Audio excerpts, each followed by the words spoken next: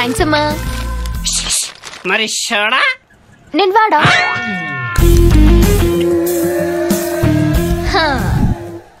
మందు పోస్తే ఆ దూల్పేటలో గంజాయి దందా గురించి చెప్తానుగా.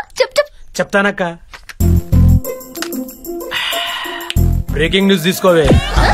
ఎక్స్ప్రెషన్ పిలుపు మారేంటి?